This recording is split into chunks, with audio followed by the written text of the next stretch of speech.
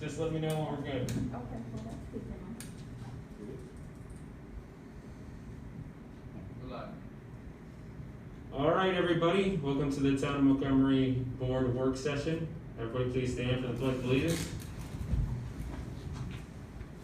I pledge allegiance to the flag of the United States of America and to the republic for which it stands, one nation, under God, indivisible, with liberty and justice for all.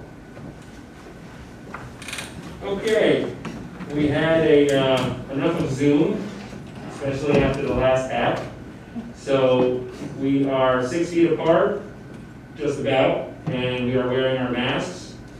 Our deputy mayor, who is the fighter of all fighters, recovered from COVID-19. We're protecting him on his little island over there. Welcome back. You mean the deputy supervisor? Deputy supervisor, that's true.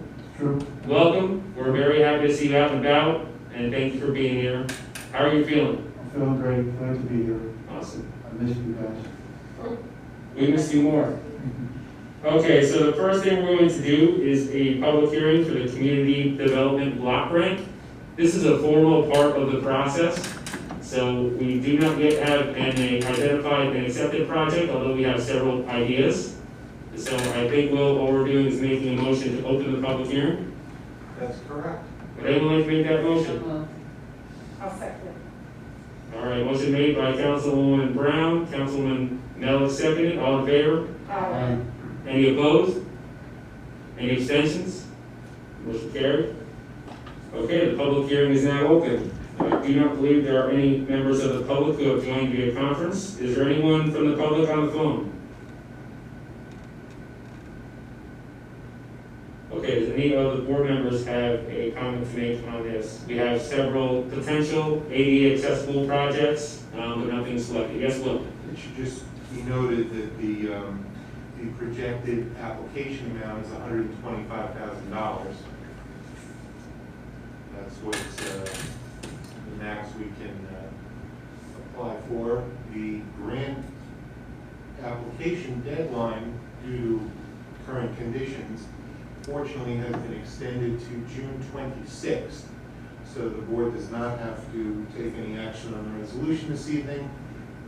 It's just for if there was any members of the public and the board discussing potential projects and what might be appropriate to seek in this application. Thank you. You're very welcome. And I don't believe we're going to act on item C in new business, which is the resolution to authorize supervisor to submit application, because that has been extended through June, and we still have to identify a project as well. Can you say, is there there's projects that are being considered? Do you want to listen to those? No, we're considering several ADA accessibility to some of our buildings. We're working on one that we received last year for this building. So we may incorporate something that can set us up for the discussion we're having today about 112. There's some different ideas we're throwing around, so we'll definitely have something by next month. The board, and I can circulate the link to everyone, but on Orange County's website, you have the section about CDBG, and the guidelines are on there on what the requirements are for various types of projects that fall within the grant parameters. So we can get that link to everybody. It's a lengthy document, but the requirements section you can look through, and there's anything you can think of that would be for the good of the community. Most things can be fit into that, and the types of categories you're talking about, ADA accessibility, parks, sidewalks, you name it, there's things that can be done with this money if it's awarded. So I'll send that link around to everybody. Thanks, Will, we appreciate it. And if you send that out and it has to do with CDBG, certainly CC, Sean Mears, and Jim Barr. They've been a part of these discussions from the start. So that would satisfy, will that resolve that we have read and understood the requirements of the County of Orange Office of Community Development as it's in the resolution? Yeah. Like I said, we don't need to do the resolution tonight, but we'll tee that resolution up for the next, for the first meeting in June next week.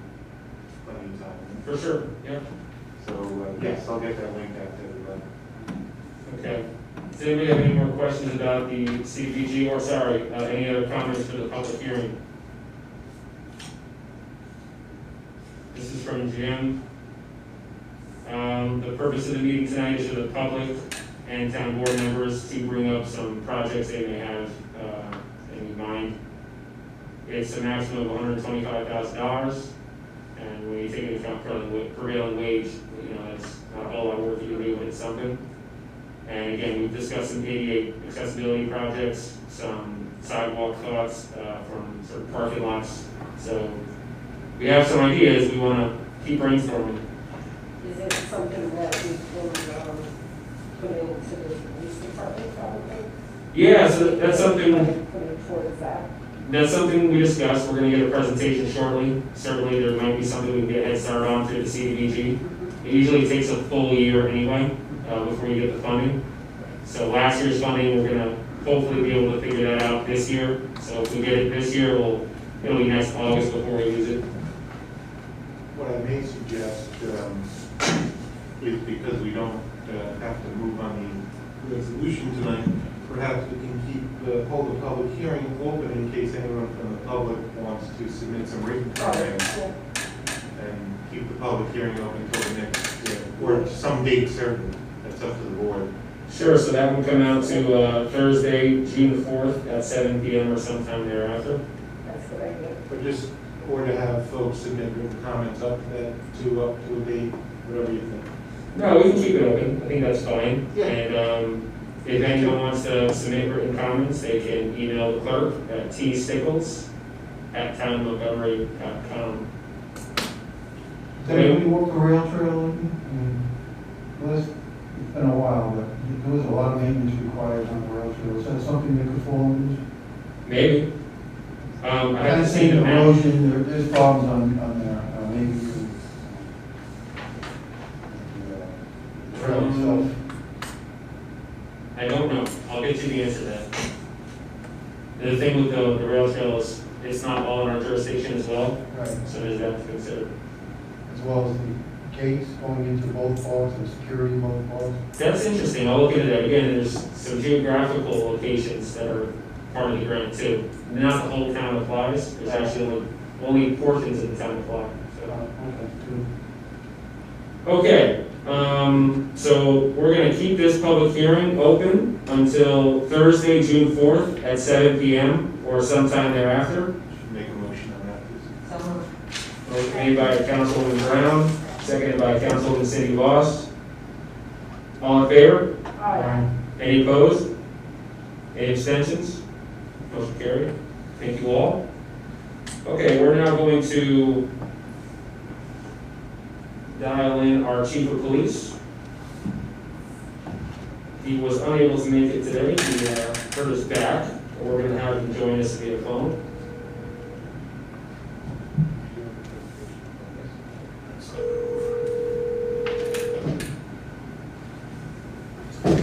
Hello. Hey Chief, you're on live on the town board work session. Okay, I apologize. I'm not there in person, guys. I did something to my back, so I don't know. I'm getting old. No worries. So Jason Anderson is here. I wanted to briefly give you an opportunity. Obviously, this is something that has been discussed for many years now. When I first got into office, we sat down. We got Ron Feller in the room, Jason Anderson, Lou Doro, Tom Ollie, really anyone who had any sort of plan or idea on the potential of moving the police department to Building 112. And before Jason goes into his presentation, just wanted you to give the board a quick update on some of the issues that we have in our current department and our need to expand. Sure. I appreciate everybody giving us the opportunity to try to move this forward. Again, I apologize for not being able to be there. I wrenched my back here earlier today, so I'm going to say that this is not something that's new to the town of Montgomery. One of the great reasons I was made a full-time chief here over 13 years ago was to address the building issues. I know that there's been a lot back and forth, and I know that we've all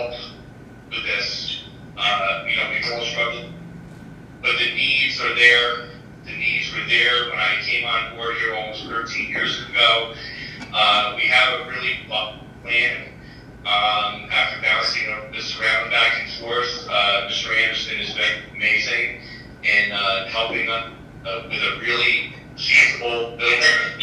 I think that the building that we're proposing here will serve the needs of the for a good number of years, well, certainly beyond my tenure as the chief, and be something that we'll be proud of elected officials and help better. Really quickly, we had to move out of the locker room. We're ready for the locker room. That's a done deal. This was a disaster. The evidence room is a very big concern of mine. It has been since day one. A lot of liability with that. We basically operate out of one squad room for everything. This is where the officers eat. It's where they do drug tests. It's where they do their paperwork. It's a one-serve room. It's just not good. It's a liability, right? And I mean that sincerely. Using a court jury deliberating room as an interview room and having that also putting on video recorded is a nightmare. It's a nightmare. It's illegal. Just open room. There's just one liability after the other. I don't like to use that word often, but I will say that we got a little bit issues, and we've been very, very lucky over these years, and it's time to move forward. All right, hey, Chief, thank you so much. This is, of course, kind of a preliminary conversation we're having with the board. It's the first time in a long time that we've had this sort of presentation with updated plans. So I'm going to ask you to just go on mute your phone to limit background noise. And while we have this presentation, we will ask you to address any questions the board has. Is that okay with you, Butch? Absolutely, I'm going to mute right now, okay? All right, thanks so much. Jason, take it away. All right, so just to follow with what the chief was saying there, just a little bit about what actually is here. I mean, I think everybody's walked through it, seen it, we're able to see what the issues are. They're pretty clean. I think the most interesting thing to me is we started to look at it. It was not just with the chief that we walked through, but we walked through with a consultant, Mr. Gaetano, Greg Gaetano, who consults essentially for police stations. I worked with the sheriff's department for years, and said, okay, what are the issues, just from an accreditation standpoint? What are the issues from the state standpoint? So that's how we started the latest plan that we had with his input. So really it was taking that and trying to understand, okay, how do we make certain items more secure? How do we meet state guidelines so that the accreditation is satisfied? And I think one of the main things was, which I believe the town has talked about for many years, was essentially moving from 110 here to 112. And so that's basically what we see up on the screen here. Is we said, okay, how do we take that station and fit it into there, but make it still as efficient as possible? So if you take a look at what's on the screen, hold on a second. A couple things at once. So I'm going to zoom in on this real little box here. This upside down D is 110. So where the mouse is, that's where we are. This is the connecting corridor, and what we're talking about is 112, right? So I'm going to zoom out now. So this plan that we're looking at here is of 112. So our very first thing was, okay, this is a town building. It's not that 112 will be a police building. What does the police station really need? So that first floor is is 8,750 square feet, plus or minus. In the plan that we have here, we're saying, okay, we're going to carve out 7,200 square feet for the police station, and then the 1,525 square feet roughly that's left over is for whatever use that is determined would make sense. So we settled on this because what really came to mind is when you're dealing with a police station, and we've designed various types, those that have holding cells, those that don't. This doesn't. It's much simpler, but there are certain issues, right? So you've got, you have to keep where the police are coming in with those that are being detained or brought in to be booked separate from the public. right? And particularly when it comes to juveniles. They can't be connected, they can't see each other. Actually, a juvenile is not allowed to come in and actually see where a real booking room is. They go into a separate spot. So trying to deal with that, this actually, the setup that you currently have works very well, because in that building, between the corridor, which this is showing the corridor here, if you can see the mouse, as well as the other side over here, there are two entrances basically to that building. So we were able to come up with a way to do that. So let me just walk through this layout, and then I think it'll open up for questions. So the approach that we took was saying, okay, we've got the town hall where we're sitting, that's a public space. Picture walking across that hallway, and now you enter a set of double doors that essentially lead you into what is 112. I'm going to zoom in there just a bit. A little easier for everybody to see. So you'd come into this common lobby, and that would not be the police station, but instead would take you either into a police lobby dedicated just for them, or actually into the station, or into a open community room that can be used for many different purposes for the town. So we tried to come up with a way, how do we separate the PD and still have access for other uses? So if we were to focus just on the PD, I'll zoom out again. Overall, what we, as we've talked, we all sort of coalesced around was keeping the bathrooms that are currently there in their same location. They have to be expanded to meet certain building codes and also the needs of the PD. So that's what you see in this center core blue area with bathrooms and locker rooms for men and women. Then on the ring around here, you basically have police dispatch here. You have a storage room with also an office for the head of the dispatch. You've got investigator and sergeant's offices. You've got the chief's office. You've got workstations for those that are on patrol. Actually, this is the sergeant's office, I'm sorry, here in the corner. We have storage areas. We analyzed all the storage for this size PD. This is a little bit more than what's needed, but they have to retain a certain amount of records, so we've got storage for those. And they're in different areas because of the different requirements for fire rating, some and others, depending on security requirements. We have investigating rooms here with sound attenuation, and then we have a booking room. So that sort of fills out the rest of this racetrack that you sort of see around. But what I think is interesting about this design, this is really where Greg came in, was invaluable, is he really brought to life the importance of security and keeping things separate. So I'm going to zoom in again. You're going to picture what's actually happening in this area. This entry here is for the police. So the cruisers are parked out here. They would come in, they can immediately come through another door which secures the part of the PD and bring someone into a booking room. If someone from the public was there at that time, they never leave this public area. If they need to be interviewed, they come in off this public lobby, they go into this interview room, meet with an officer. They never see what's happening coming through from the other direction. Which keeps them secure and keeps that as two occupancies separate. Excuse me, Jason. Yeah. Where is the evidence room? The evidence rooms are here. Okay. Yeah. So that keeps them separate. In addition to that, the juvenile room is right here. So again, someone that's being detained comes into the booking room here, but again, there is no line of sight, keeps everybody separate, which is part of the requirements from the state. Then getting to the evidence. So evidence would be brought in, it gets processed here in the sanitation room, and then it's interesting with evidence, there's different types of evidence. You've got some that's drugs, you've got things that require different ventilation. It needs to be a fireproof room. There's all sorts of requirements. It depends if it's large, if it's small. So what you see here is different areas sort of isolated by what evidence will be brought in. So large evidence will come through a set of double doors or an overhead door that's existing out the back.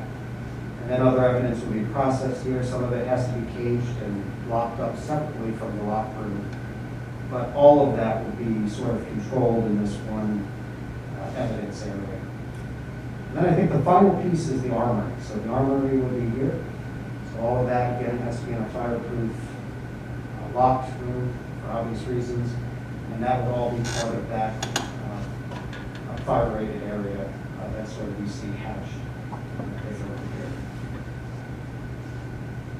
So I think, and basically what this does, as we were looking ahead, I mean, we think too of the court, some of the issues we know that revolve around the amount of people we have, the confined space, the issues we have with prosecutors' room and offices doubles as the existing juvenile room. That would allow that space to continue to, be developed in the future, to be able to basically expand the court to the existing PD. So it sort of allows this natural progression that, okay, we can move the PD, and then if something needs to be done down the line to enhance the court, there's opportunity there to do, if that was so desired. So that's sort of the overview of PD and how we developed where we're at. Thank you, Jason. I have a couple points I'd like to make, but any questions for Jason or the chief with what you've seen? I have one. The outer perimeter of that building was all window. Is there something built into properties or Yes. darken them or whatever what the plan is? Yeah, so I think that's something to talk about for two reasons. One, if you remember some discussions from a year or 2 years ago, maybe now, the issues with the envelope, right? So this building envelope, that building envelope, there's moisture issues, which we can see obviously, and then the insulation. So that's would have to be addressed. But then in addition, there is a film that puts us, I believe it's a class 3 bullet resistant film that goes on glass, which we recommended not only the court, but also at the PD in those areas. The only time or areas where that could not be is some of the storage rooms. Some of those, the secure storage rooms, we couldn't even have that. It has to actually be a true wall room. But it's all interior. Good question. So, Kristen? don't mind, I'm trying to hold up my glasses without fogging. Zoom in if you want. Specific to the locker rooms, were they designed A, to have to our current capacity, or B, to additional officers if they're needed in the future? Additional officers if needed. If Okay, needed. we're good to go, the locker rooms are good. Okay. So that was part of what we analyzed with Greg, looking at the size of the town of Montgomery, what we currently have, what would be anticipated, and actually what you see here then is also the requirements between men and women. It's not as if we have small women's suite. We actually have what's the requirements are for complementary. So to put it in perspective, the locker room that's redone is pretty much the same size as the PD that they have right now that they're operating out of. And Sheriff Du Bois was on my transition team, and one of the things that he did was look through the court and look at the PD and just talk about the need for both of them to expand and to kind of be brought into the new century. The thing that Sheriff Du Bois really underscored was the separation of booking. Right now, they're in the same room, right? So think about that. If you have an accuser and you have someone that you're going to arrest, there is very little room to figure out in terms of soundproofing, the level of comfortability of a resident to come in knowing that there's facilities. That word gets out, right? So if they know that if they're going to get brought to PD and they're not going to have an opportunity to separate, and people know because they come and the word spreads, that's really not a good thing for our community. So there's certainly some room for improvement. This is a lot. This is a much bigger upgrade. But to that, I like the idea of having a flagship police department. And in other areas, I know Kristen came down to Havastro with me. They have such a great facility that they're able to establish a young kind of deputy youth officer program that gets a lot of our younger people more interested to become involved in law enforcement. And that's something that I think would naturally occur for our students in Valley Central should we have a facility like this. Right now, we couldn't even have a program like that because we couldn't show them our facility. It's just not, I don't think, a safe thing to do, and it's not, I think it's safe to say it's not operating the way it should. So we'd love to get your guys' opinions. This is a conversation starter, and I would like to evolve the conversation into more comprehensive stuff aside from PD. But any questions you have right now for the police department side? What's the square footage of the existing police department? Good question. Hey, Chief, do you know the square footage of the existing police department? Okay, I'm back on here, and I'm watching you guys on live here. Everybody looks good with your masks on. I appreciate it. It's really great. I will tell you that I believe, Ron, last time we did a full measurement of everything, including my office, it was less than 200 square feet. Can you repeat that? I believe it was less than 1,500 square feet for the entire facility, including my office. Without the Without trailer. the trailer. Yeah. Without the trailer, of course. Brian, maybe you can answer this. The common cost for this building for heating, air conditioning, and everything, is that allocated by square footage to the departments, or is that a separate budget item? And with that in mind, if the police department went to the other building, they were by themselves, there wouldn't be any common cost, pretty much, there would be police department cost. I would say it would be easier to separate. Right now, we don't separate. I'm sure we could figure that out from a square footage basis, but it would be much easier to separate the costs. Would that go to the police budget then, operating budget, if they move next door and have a 7,000 square foot capacity? It can, and just like Sean and I have been talking about gas. Right now, it's not itemized per department budget, right? So we're gonna be looking at a lot of different expenses like that, and that could be one should they move to that other building. So the building next door is basically 16,000 square feet? Basically? If you count both floors, right, yeah. And right now, it's just a big Now, storage unit. the air conditioning has been already done. 17,000? Correct. So, You wanna use that? Heat and air. The air conditioning has already been done. Separate over It there. was done 2 years no, I know ago. that you have to pay for it on a monthly basis. Right, But it's separate from this building, so it should be easy to track it because it's a separate system. Yeah, And I yeah. think the electric is separate because that building had a generator at one point. I think the electric is separate in that building too. I guess my question is, in a perfect world, when you move over there, is that part of their budget? It's not part of, now it doesn't become part of the other budget?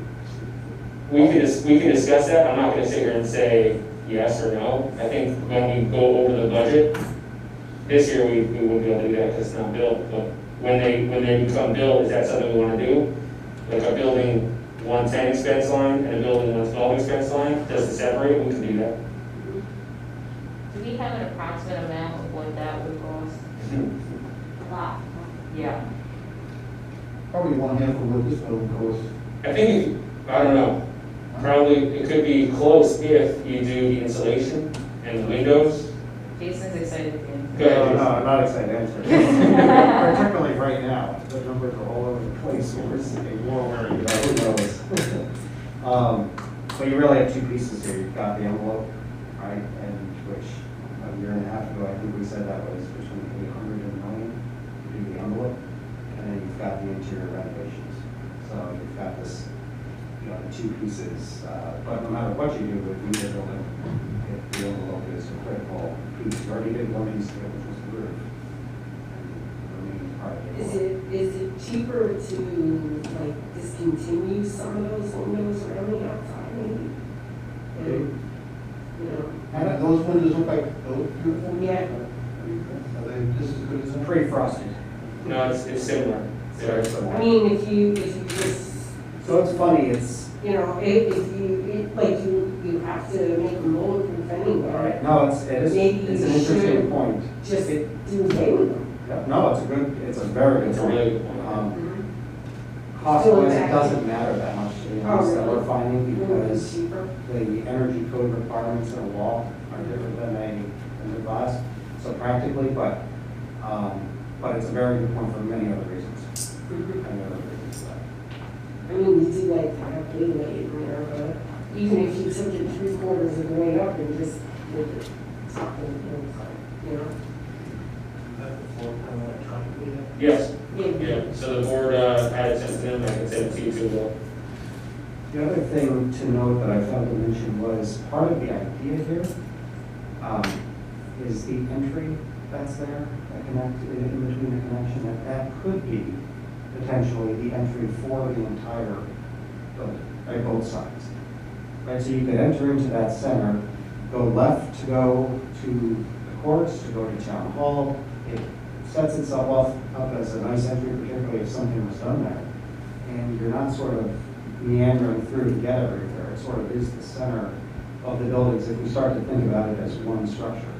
So, however, The parking, I mean, the parking. you've got, yeah, although right now you've got, I think that's considered the overflow, right, versus the primary, but just a thought.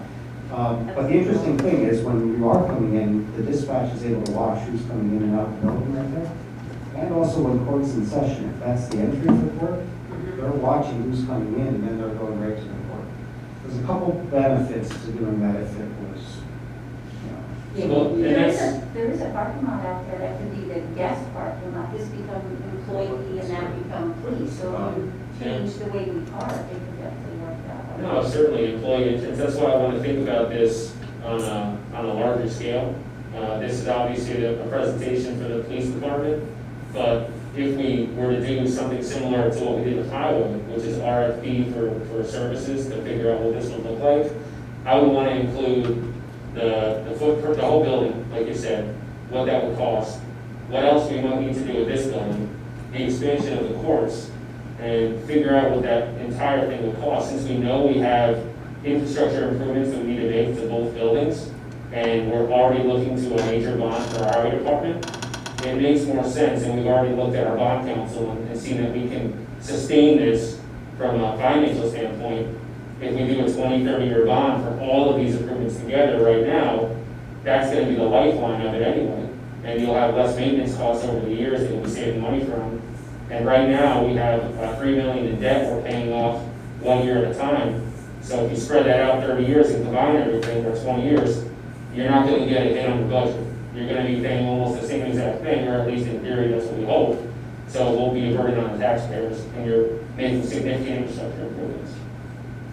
Go ahead, Jason. And just to piggyback on that one comment, I mean, when you do the envelope, it's not like you would only do the bottom of it, right? Yeah, that's It goes all the way up to the roof, so now you've got the second floor, I have no idea what you want to use it for, but now all that needs to be done, you've got the heating and ventilation up there already, you have now, it would be an envelope would be done, it would just be finding the use. You know, so you really are gaining for whatever is being done on the PD here with the envelope, that extra 8,747 square feet on the second floor is then right. Right. And that's the benefit. And we could do some things in-house. There's tons of things we could expand upon and new projects we could create. And there's also other nonprofit organizations that might want to make that their home.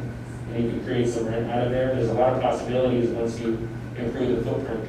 So that room, that's the top room, I think that was the question of what we would actually do, yes, that one?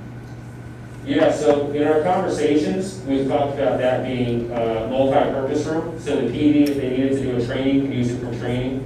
And then if we had some community events or even some sort of senior activities, talk about recreation as well, our recreation department. Right now, we could have a space, and also in terms of an emergency, could be a cooling station, a place for people to go charge their phones in case of an emergency. Right now, a lot of municipalities have that in the villages. We don't really have it at the town. So it could serve multiple purposes and it's large enough, so. I guess my question just is like, do the courts, you know, we're discussing the courts moving over to the police department area. And I could be very wrong, but I thought they had some storage over at 112. Now, do they need storage area that room could facilitate because it's all on the same level? I don't think I'd take that space and utilize it for storage. I think it's too valuable, but you do hit on a severe need. There's gonna be a need to figure out where we store things.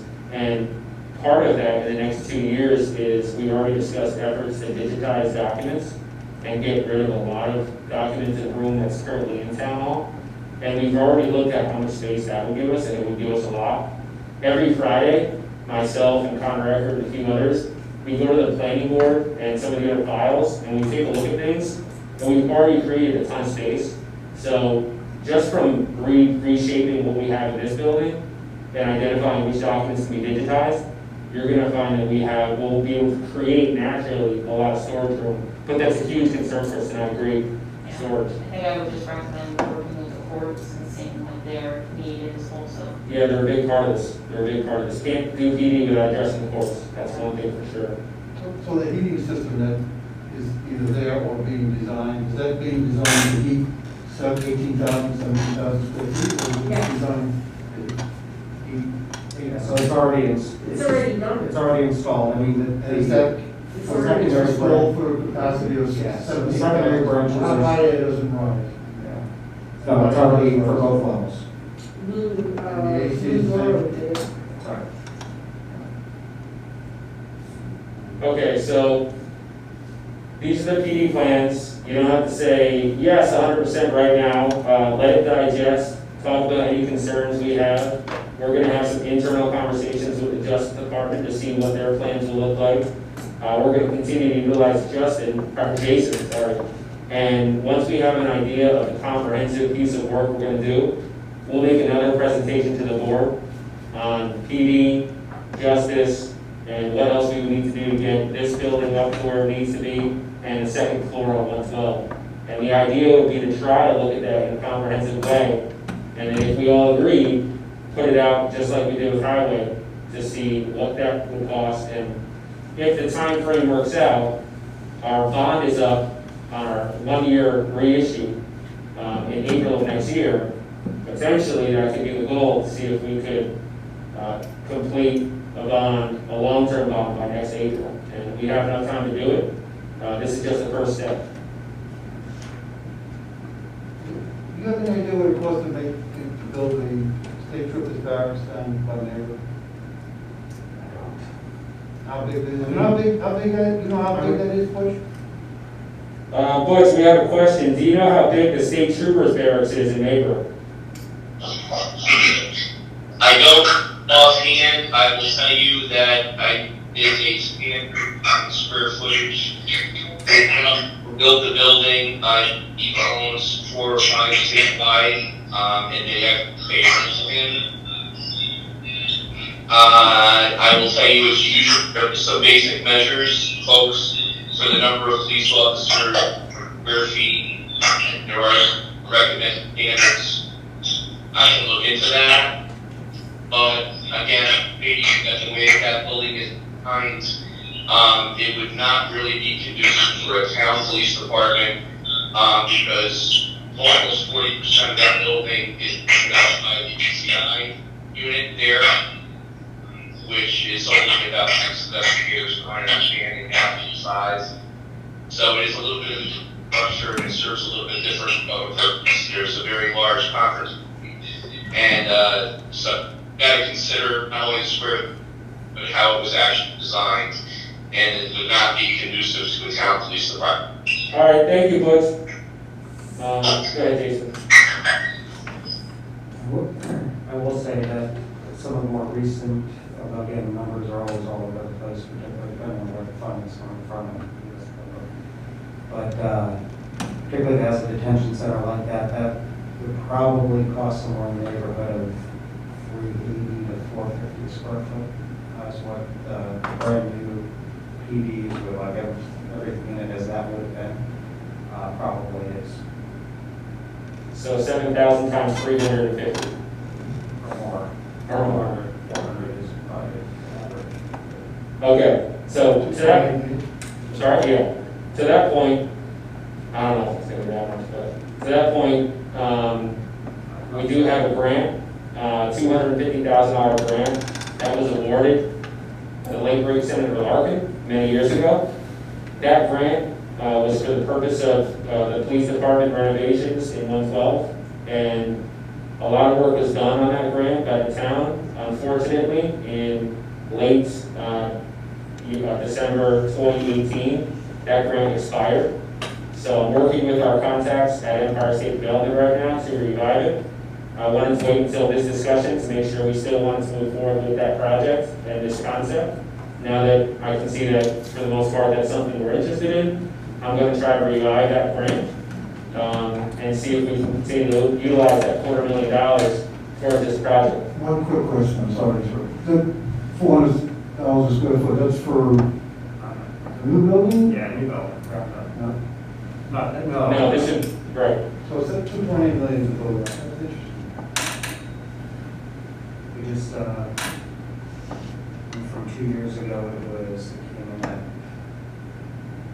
380 maybe, 390. 3.8, so 2.5 to build the 7,000. But it was still different, you know, they're all a little bit different depending on needs. and they're not gonna have 2 floors probably, probably just have one. Solid, never. So what are we looking at doing upstairs? So, Are we? it's a little preliminary, I don't wanna discuss it yet, there's some really nice ideas generating, but it's something we're not, there's so many great ideas, so I wouldn't wanna just put one out there and just, until we have some more internal discussions to see what other possibilities are. Also, you say one thing and everybody's got a different idea and it leads to some issues, so I'm sure you ask a different person in the building, there'll be different opinions, so before we get into that, and put one out there prematurely, I want to have more internal discussions. So we're just gonna focus on the police department right now? No, we're going to focus on everything. So the police department is what I want to get your opinion on, but come the next couple months, we're going to have a presentation like this that has to do with police department expansion, justice court expansion, and other improvements to buildings 110 and 112, including preparing the top floor of 112 for some ideas that we can start spinning out. But again, wouldn't need to have we wouldn't even be married to them even when we decide to construct it. It should be conceptual. You're just doing generic basic. We could, if we decided, hey, we really want to do this, that would be great, because then we could design it as such, but we don't have to do that. That's the last on the total poll in terms of everything we should have decided on. That's it for now for me. Jason, you have anything else you want to add? I got the feedback I need and continue to provide it when we look through these plans. And eventually we'll have to sell all this work to the public anyway. And it'll have to be probably a separate, hopefully in-person town hall type meeting where we can talk about borrowing, for both the highway and this, doing it together. That's a big chunk. That's going to be 3 decades worth to pay off. So this is something that's not going to happen just out of the blue. We're going to have a lot of public participation. So anyone watching, please understand there's going to be plenty of public participation throughout this process, but I'm pretty excited. There's a ton of infrastructure, a ton of work that we need to get done, and we're going to have an opportunity to do it hopefully without affecting the taxpayers much.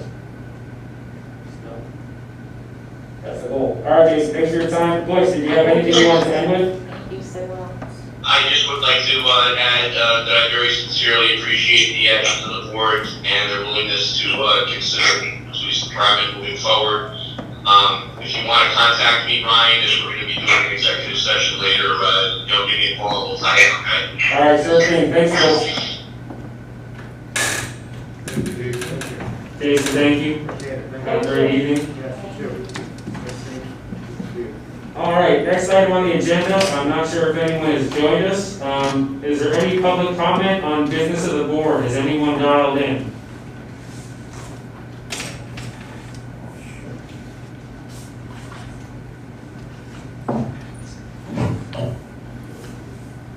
Looks like no one is dialed in or stayed on.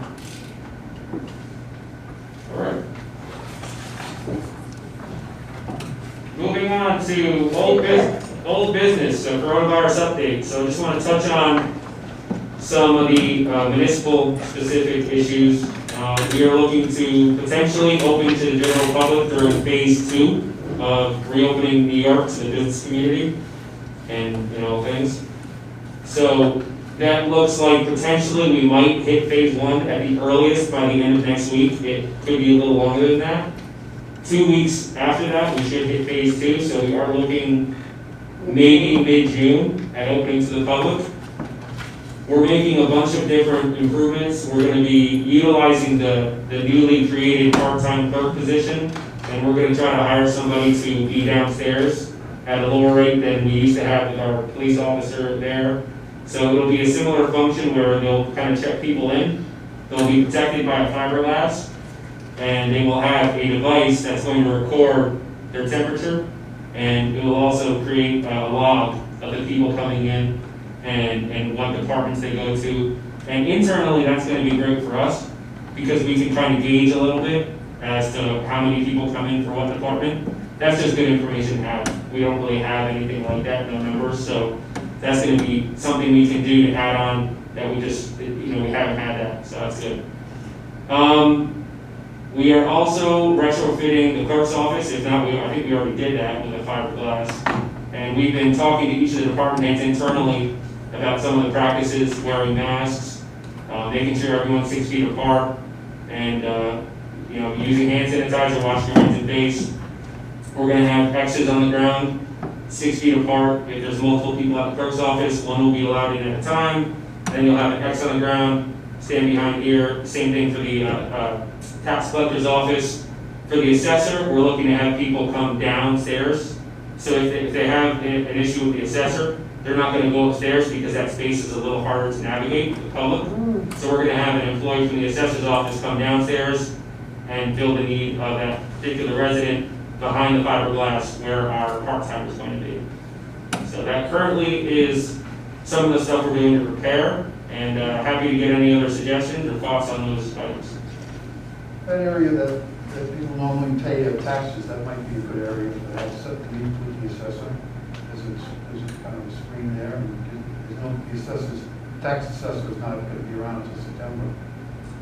It could be. I think right now, it seems like from the items that they do in terms of having them fill out paperwork, they have the ability to just go, if we retrofit that area at the front, in the front right there with the fiberglass, there's going to be an ability to just utilize that, just like you're saying you can utilize the tax collector. Is there any estimated time when the courts are going to open up there? No. Same time? Probably the same time, but it will be different. There will be more court appointments, so there will be less people on the docket. So there won't be a situation where you'll have 30, 40 people in the court. The judge will put a schedule together that will likely involve multiple sessions to prevent more than 5 to 10 people. Exactly. So there's a lot of things being discussed there as well. That's not finalized yet, though. That's a separate, separate from the governor's orders. The chief judge of the chief administrative judge of this district, which is the 9th district, they've still got all the justice courts closed, and we have to wait for their the chief judge's order, and then come up with some sort of plan, keeping people apart and so on. And still, and the backlogs are tremendous. Sure. It's going to be quite a project. I would say 30 to 40% of my calls are Justice Department. When the building was kind of shut down and I was one of the only people here, 30% of the calls was, I have a ticket, don't suspend my license, and you had to explain it, and that's not happening. Don't worry. They need stuff in writing, so we used to email Paula. They provided with a different thing. This is the situation. So definitely going to be a backlog. But our judges have been really creative already to just kind of think outside the box on how we can limit the amount of people. So I think it'll be similar to what they're thinking, but we don't know. That's it for now. I'll keep you guys updated, and gals. Okay, we have some appointments to make. The Conservation Advisory Council, not committee, right? Council, correct.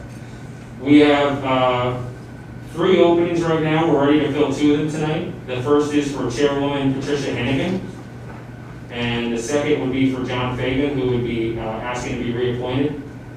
And we still do not have someone to fill that 1 vacancy. So we're going to make two separate motions, or actually 1 motion for both. Is that okay? Are the terms different? Yeah, you're right. The terms are different. We'll do 2 separate motions. That would be best. I Okay? don't think Mrs. Hennigan's and John Davis are different, though. They're the same. They're the same? Yeah. I'll do 2 anyway. They're both special. All right. Would anyone like to make a motion to reappoint Chairwoman Patricia Hennigan to the Conservation Advisory Committee? Okay. Motion made by Councilwoman Cindy Voss, seconded by Councilwoman Brown. All in favor? Any opposed? Any abstentions? Motion carried. So the term will be retroactive back to January 1st of 2020 It's a 2-year term, and it'll go through December 31st, 2021. Thank you, Tara. And you're right, they do have the same term. Would anyone like to make a motion to appoint John Fagan for a 2-year term? Reappoint John Fagan for a 2-year term for the Conservation Advisory Council. Moved by Councilwoman Brown, seconded by Councilwoman Melick. All in favor? Aye. Any opposed? Any abstaining? Motion carried. The dates on that one? Same. Okay, January 1, 2020, retroactive to 2022, December 31st, 21. 21. The next board is the Historic Preservation Committee, HPC. We have 2 that we're ready to appoint and still with 1 vacancy. Daniel Case is looking for a reappointment, and Joe Keenan is looking to be appointed to fill a vacancy. When Joe is appointed to HPC, when we're ready to appoint Ethics Board, which is not going to be tonight, his plan is to step down from the Ethics Board, so he would just be on the 1 committee, HPC. Would anyone like to make a motion to appoint Joe Keenan to the Historic Preservation Committee? I'll make that motion. Motion made by Councilwoman Melick, seconded by Councilwoman Brown. All in favor? Aye. Any opposed? And the term? Motion carried. The term for, HPC for, he's filling, John Miles. yes. To, John Lyle, yep. then it'd be the same. January, retroactive back to January 1st, 2020 through December 31st, 22. 22. 21, I messed her up. 21. 2 years, right? It's a 3-year term. Oh, it's a 3-year, okay. 22. So it's retroactive January 1st, 2020 through December 31st, 22. It's a 3-year term. All right, congratulations, Joe, for your 3-year term. He's been very good with HPC. He's very big on historic preservation, so we're happy to have him on that committee. The next is a reappointment for Daniel Case. Motion made by Councilwoman Brown, Second. seconded by Deputy Supervisor Ron Feller. All in favor? Aye. Any opposed? Any abstentions? Motion carried. Just a note, I believe that one also will have a vacancy on the Correct. board. And what's the So what's the term of Mr. Case? please? Mr. Case's reappointment, so his term is the same. Yeah, retroactive back to January 1st, 2020 through December 31st, 22. There's one opening, Yep. and then there's another opening of a member who was appointed last year but never completed her term, never came in and did her oath of office. What name is that? Amber Ashton. Okay, I'll take care of that. So we'll have 2 vacancies. Yep, All right, good to know. We'll start recruiting. it's been a year. All right. Over a year. Taking a road. Yeah, no, it's true. Okay, the ethics board, we're still waiting for the background checks, and we're gonna do those in-person interviews as well, so we're gonna table the ethics board appointment still. We are ready to go for the zoning board. We did not reappoint John Casa and Robert Falk. They both have to be reappointed. Do you have those terms, Scott? All right, would anyone like to make a motion to reappoint John Casa to the Town of Montgomery zoning board? I'll make that motion. Motion made by Councilwoman Melick, seconded by Councilwoman Boss. All in favor? Aye. Any opposed? Any abstentions? Motion carried. Would anyone like to make a motion to appoint Robert Falk? We need the term from his. Oh, I'm sorry, go ahead. Okay, We so, should do the term within the body of the motion before the vote. Okay. so CASA is, I didn't have these right. so- No worries. Retroactive back to 1/1/2020. It is a 3-year term. So it's going to be again to, 12/31/22. thank you, Is that the same for Robert Falk, Tara? Robert Fall. Yes, he expired December 31st, 2019. No. Okay, would anyone like to make a motion to reappoint Robert Falk to the Town of Montgomery zoning board to fill a term of 1/1/20 to 12/31/22, a 3-year term? I'll make the motion. And that's a reappointment. That's a reappointment.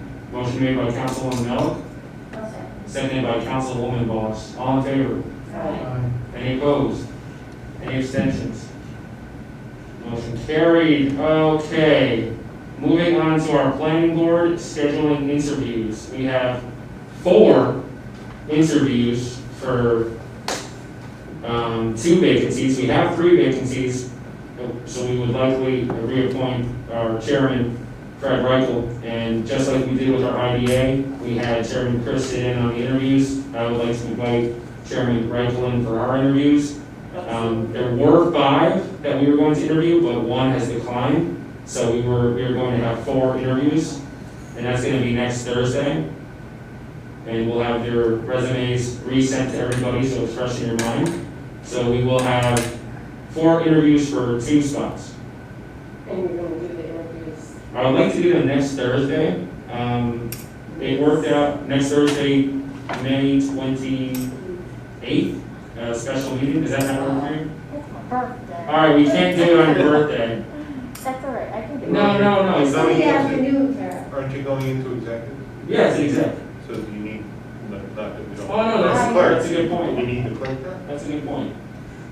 Not that we don't know, have. Yeah, I'll bring you cupcakes, but I think you'd rather. Yes, I'll have a day off, but I'll send my deputy, how's that? Karen is good. Okay, we'll do it during the day, so she doesn't have to worry about, not in business hours. Is everybody okay with, 2 o'clock that day? Do you need me for this? No. Are you doing this meeting in person? Yes. Switching Good for me. Maybe 28, 2 o'clock? Yep.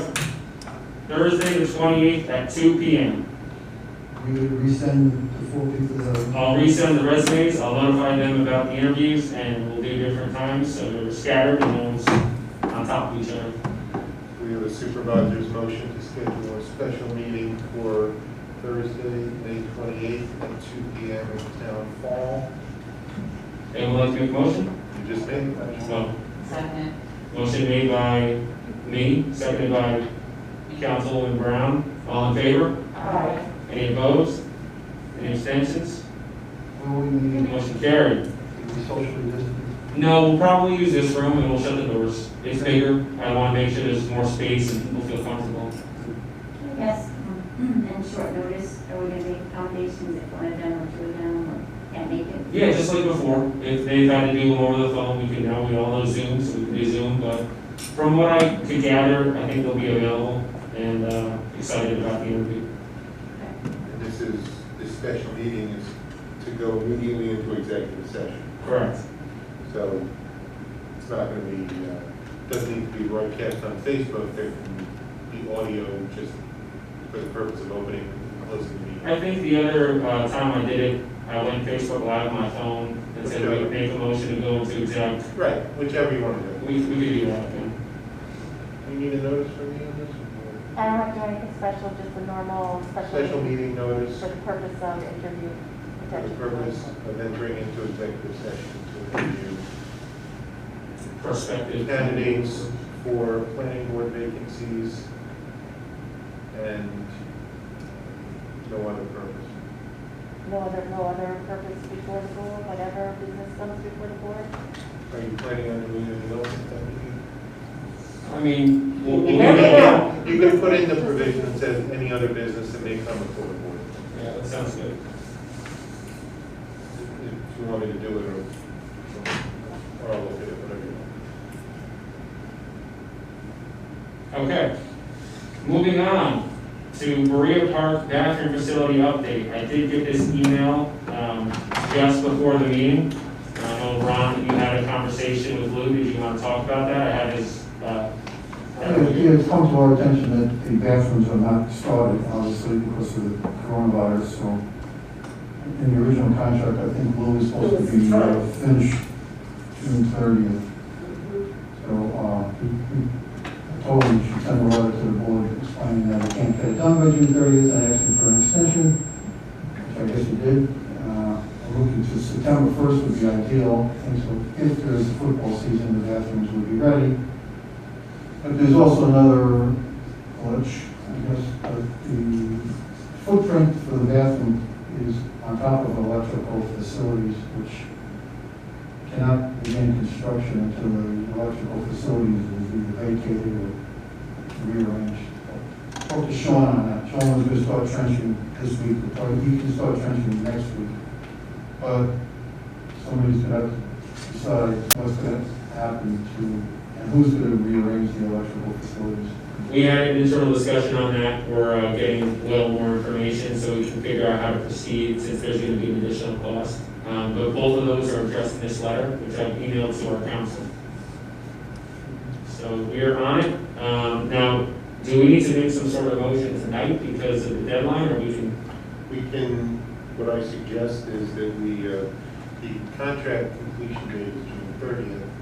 We have the meeting in June. By then, we're going to have a little more crystallized information on what we need to do. There will be, because it's an AIA contract, we're going to need to do an amendment to the contract in writing to extend. There's a term, yeah, there's a date for extension. Yeah, so we're going to have to do a written amendment. So I think by when Deputy Supervisor Feller has some more conversations, and we all have some more conversations, first meeting in June, we should be ready to do an appropriate resolution to amend the contract. So I don't think we have to do anything tonight. I think it was just for purposes of the update tonight. Well, we do have it now, so we're prepared for the next meeting in 2 weeks. Right. And the potential completion date now would be October 30th, 2020. And that also takes into account the new mess, I should call it, that needs to get mitigated as well. So October 30th, That's coming from Lou, so. that's 5 months. He didn't need 5 months to get the original, when we signed the original contract, he was planning to start on around April 1st. He can do it in 3 months. I think we don't know that he can start tomorrow, so maybe a month till he's actually able to really start the project, so now it's 4, and then you have the other issue. So I assume he's building in extra time, because we don't know what's gonna happen with It's the going to be a rest. real mess if football goes and he's under construction. Football, yeah. It's going to be a mess. If football were to happen, When does it football would be start? in September September. 1st, on about, historic. I think you give him wiggle room so that you don't have to redo the contract, but let him know, hey, if you can finish before football, that's the goal. I think that Why, would why are we giving him an extra month? He's got great work to do. we don't know when he's gonna be able to start. We can change that. Well, I understand. It's fine. We're going to need to have some additional calls with him, maybe a conference call or something, because we don't have to vote on this tonight. No. But I see what you're saying. There's some moving parts here we have to discuss a little further, I think. Okay. On that same subject of Maria, and then we had a phone call, some coach wanted to get the okay to use our fields to have practice with his girls softball team. I told Megan to call, I talked to Will, but I called Megan and told her, no way, not until we get into stage 1. And the particular coach, and he also has to file for insurance and use the fields, which we knew that. But there is, according to their coach, 18 girls softball team in the league, one of his competitors probably that is practicing that. I mean, to me, I can't hardly believe this. I mean, Little League is shut down, Major League Baseball shut down, all parks and rec are shut down, and we have a guy out there with a bunch of 10, 12-year-old girls. Not in the town of Montgomery, just to make that clear. They're practicing somewhere else. Oh, okay. I don't know. No, I thought they were practicing in Benedict. No, I meant the team that he's saying are out practicing, Yes, yes. aren't practicing at Benedict. Okay, I thought they were. Okay, that's I would be, I feel like we would have gotten some calls on that. I don't know. Can't happen. No, or I don't think so. So, yeah, and the advice was just tell the coach if we find out about it, the police will be able to say, well. Right. Okay, thanks, Sean.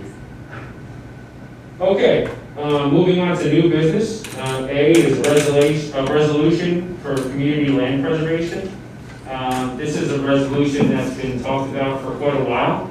It's a resolution in support of New York State Senate Bill S-622-4B and Assembly Bill A-7699B to include towns and cities within Orange County in the definition of designated community for community preservation funds, authorizing the imposition of a real estate transfer tax. So, in layman's terms, I'm going to use Warwick as an example because they've been practicing this since 2007.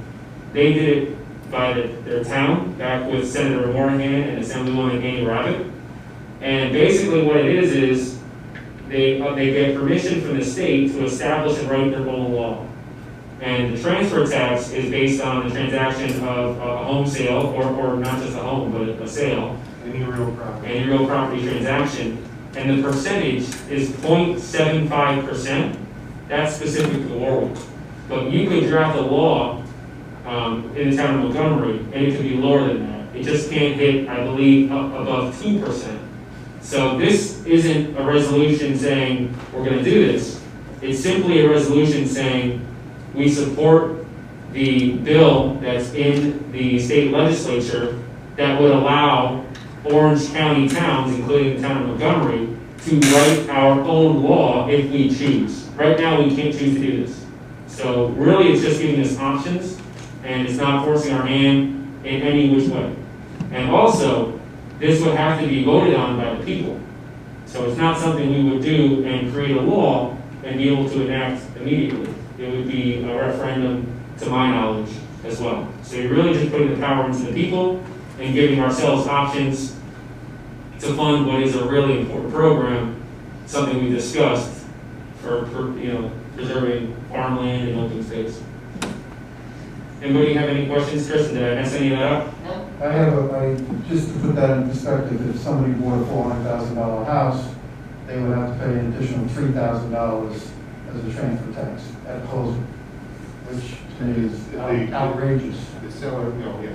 So there's also clauses put in and exemptions put in. So for example, Warwick wrote the law where there's a $150,000 exemption. So if the house was $400,000, you would only be taking a percentage off $250,000. So Which would still be $2,000. just under $2,000, right? But it's not full.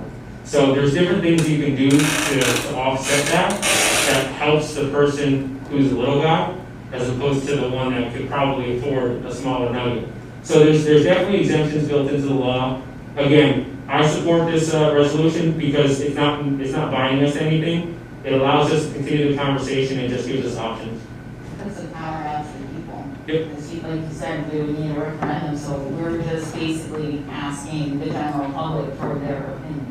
So if we put a referendum out to the people, would it have the percentage identified in the referendum, or would it be just giving us the power to come up with a law? And No, we would create the law, right? They would vote on the law we pass. would the law contain the maximum? Yeah. We say 0.75. Or maybe we want to say, maybe we say, listen, that's too much. Not to exceed 0.25. Not to say we're going to do that, but yes, we would write that in the law. This is just, the bill is up in Albany right now, in Orange County, to other counties in the area who've been deemed to be added to the definition of community for community preservation funds. And Right it's- now, like Ulster County is in, and Warwick has their transfer tax because they got that in by a separate act of the legislature.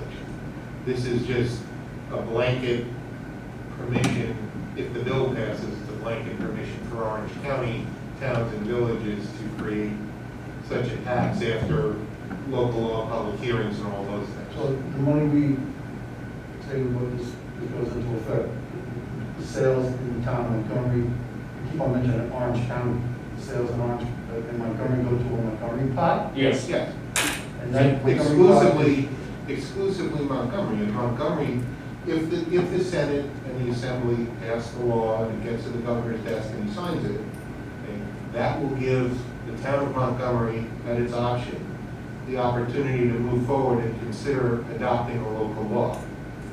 If that ever happens, those funds would be exclusively town of Montgomery, wouldn't go anywhere else. And the money that is collected over the course of time and years would be used to, Purchase development rights mostly for, Community preservation, In the town of Montgomery. yes. exclusively in the town of Montgomery. And so are the villages included in this? Yeah. So what would somebody in the village want to? it's mostly going to be for the town, but yes, yeah, I get what you're saying. And they're all voting on I mean, Yeah, the village's residents can vote on it as well. Yeah. the thought is good, putting more on the taxpayers' back. I don't agree with, I think it would take so many years to get any money into this fund. So glad you mentioned that. And listen, Warwick is different than Montgomery, but let's just put Warwick's numbers and see what ours would be. And since 2007, And so over 13 years, they've collected over $11 million. And with that $11 million, because if you have money to start with, you're able to leverage other programs like New York Ag Markets, NRCS, there's Business and Private Land Trust, there's private foundations. They've been able to leverage that $11 million into over $30 million for land preservation. So I'm not saying I'm 100% for this, because I also agree we have to look at the burden it's going to put on the people that are selling their homes.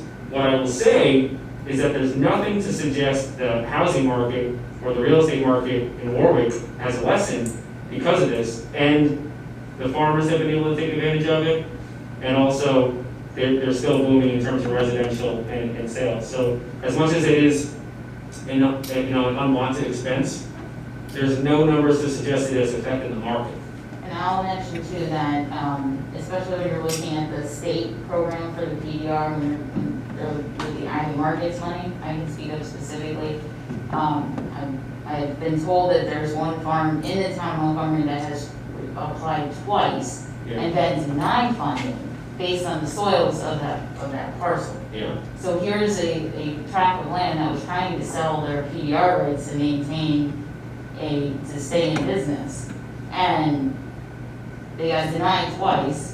Well, if we had a pot of money and a program up and running, we might be able to help that landowner out and preserve that open space. And, there's a lot of different twists to this. If we decide to change zoning on certain properties and the value of those properties go down because we don't want them zoned industrial, this is something we could offer those homeowners as well, and an ability to be fair. And also, there's the farmers that are out there, whether they're in the town of Montgomery or not, that are still wanting to farm. And if they have a farmer who's now given PDR, they have a fighting chance, whereas they don't really have a chance to compete to purchase that land to farm on with a company that's going to come in and build a massive facility and sell the land for $17 million. If they've already gotten that money from the PDR, they're more likely to be able to sell to another farmer who's going to go ahead and farm on that land. It's important. It's really helped out Warwick. Again, I hate the idea of any sort of tax, but this just gives us options, and we can craft it in a way where, we could be try to be fair if and when this passes. And by the way, why not ever? This is just showing support, right? I support the program. I don't know that I 100% support the way the program is funded, but I certainly overwhelmingly support the idea of PDR in the town of Montgomery. I'll support the program too. I'm not thrilled about the funding of it, but. Sure. I'll make the motion that we approve the resolution. I'll second it. Okay, all in favor? Aye. Any opposed? Any abstentions? Motion carried. Thank you all. Tara, sorry, Supervisor, Tara, we need to send a certified copy of this resolution to the Senate, the Assembly, and the Governor's office. Yeah, we started working on the letter. We'll have Megan helping us who to send it to. Yeah, we started that today. Beautiful. Okay. I want to give a shout out to Supervisor Mike Sweeten, who schooled me on the program today. Okay, resolution to create part-time bus driver position. This is going to be a dual role. It's going to be the position of bus driver that we're used to, but this person will be spot helping out when a driver is needed, but they will turn into the individual who's doing the scheduling as well. So this is going to be a dual role position. We do have the ability to withstand this in the budget, and in the future, should we decide we want to expand our operations, it'll give us some flexibility as well. And what do I mean by that? We've already talked about potentially adding routes for businesses on Milltown roads to help promote town of Montgomery residents who maybe can't afford a car payment and work at a warehouse at an $18 an hour job. So being able to offer town of Montgomery residents some sort of subsidized transportation for different shifts is something we're discussing. So this will help us in that effort should we decide to do that as well. So it plays some dual roles, and it allows us to take the person who's doing scheduling right now and repurpose them into other places at Town Hall, which is currently the plan. It's $16.50 an hour. Sorry, it's not. It's the driver, so it's $18.84 an hour. And in a 6-month probationary period, it will turn into $19.84. and that is standard. It's actually $2 lower than the bus drivers currently part-time. I'll make a motion, we accept that. Second, and to create a new position. Motion made for resolution of the town board of the town of Montgomery creating the position of part-time bus driver at the amount of $18.84 per hour for a 6-month probation period, which may automatically increase to $19.84 per hour. Motion made by Deputy Supervisor Feller, seconded by Councilwoman Voss. All in favor? Aye. Any opposed? Any abstentions? Motion carried. Okay, we're skipping resolution to authorize supervisor to submit CDBG grant. Number D, letter D is MS4 annual report availability. Ron, you brought up the question about those 2 boxes. They have been meant to be checked yes. They will be checked yes. That was an oversight on, I'm not gonna call them out. It was an oversight. Which box? MCM 1, page 404. MCM 1, page 404. There's nothing checked, yes or no. It could be yes or no. Yes to both boxes, yes. And the third is like, Yeah, it's a 60, I think it's a 60-page document, so. bottom of the page No, it's says 30 MCM, it says MCM 144, it's the bottom of that. How many pages? And they were both supposed to be yes. 30? Yeah, they're both blank. Yeah, they're both blank and then the yes, good catch, Ron. Well, there's, page 3, MCC page 3, section 3, partner information, that's not. Anything you have, this is more discussionary, just email it. Okay. We'll get There's there. a few of them that are. No, any questions you guys have, this is what it's about. You can have the discussion in person here at the meeting, but we'll definitely make the changes appropriately, like Ron pointed out. Kristen, if you have any, we'll make them, we'll update. So that draft is not ready to go on the website yet? It's on the website for people to look at, but right now, I think already, right? No. we're Oh, it's waiting. not? No, All right, no. hold off and we'll talk to Jim. We'll see when we can put it on. Yeah, when you get the right one, we'll put it on. Okay, sounds good. What's our timeline, because I think we have to put it out for public comment and then have it into DEC. I'll double check that. I want to say it was June 1st. No, I don't know. I don't know. That's been extended. There's a certain filing date. Everything's been extended with what's Yeah. going on, so. I think we would have taken action tonight if we needed to, based on what Jim and everybody has kind of been going over with me. So my gut is either there's an extension or there's an ability for us to address the questions, put it on the website and still get it done within the time frame. Yeah, Jim indicated in his emails, it's just for information purposes. It's not, no board action needs to be taken. But I will find out about the deadline. I don't really need to, I think it just needs to be, I don't think we ever I did. think it just needs to be reviewed. No, I think Jim just wants to go out of the way to. The board doesn't show vote. it. We never voted on it in years past, so. No. Yeah, board usually doesn't you vote. just announced it, and then I would put it on the website. Okay. Anything else on that? All right, email any issues you have with the MS4, okay? Moving on to budget transfer resolution. So this is a fun one. Okay, so we all remember the HVAC work and the roof work that was done. Basically, in 2019, there was budgeted in the building R&M capital fund, there was $289,305. The work ended up costing $856,473, leaving a deficit in that line of $566,930. $566,973, that's the deficit. So this motion is to move $566,973 from our general fund balance and recoup that building cap A fund. So the reason why we're able to is we had the ability to have an excess of funding. The general fund gain in 2019 was $678,000. So we do have the ability to move that fund and then some. So we're not taking from a fund and putting that one in the negative. We're just addressing a negative right here. And it could have been done in different ways. It could have been done through, some internal movement in 2019. But our auditor suggested doing it this way because the money has to come from somewhere. And since we had an unusually large gain in 2019, we figured it just was a good storm, and he recommended that we do it this way.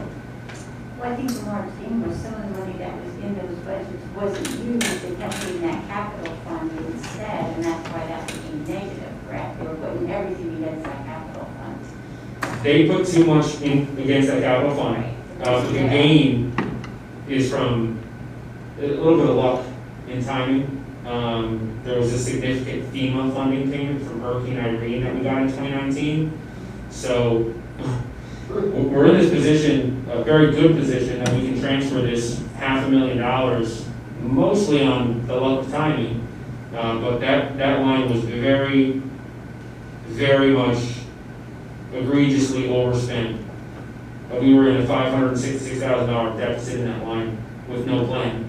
So we got lucky, and now we're addressing it from a bookkeeping standpoint. That line started out with 600,000 in there, so that's how much they overspent. They overspent a great deal over a 2-year period of time in that line.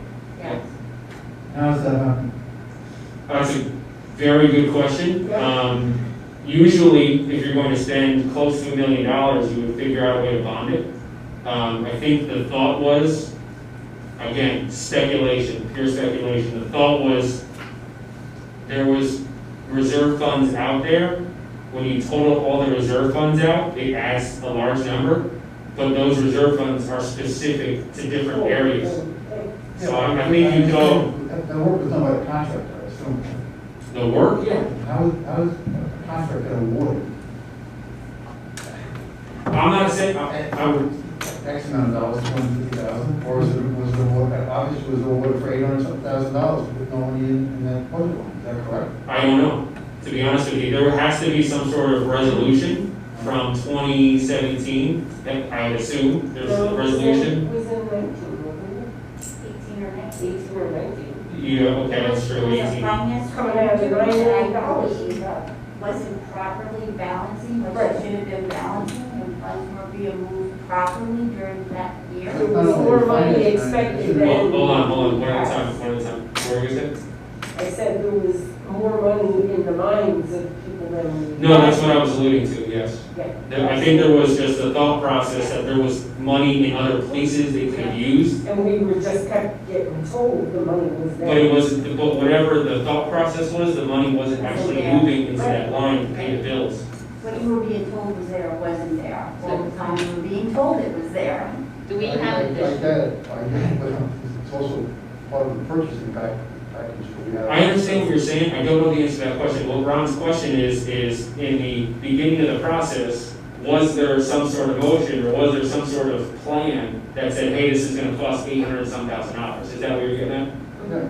I don't know, I wasn't around. What was bid? Somebody reviewed the bid, I mean, it had to be, we had to get multiple bids on a package that big. Had to, We yeah. did, We did. we did. And what was the bid?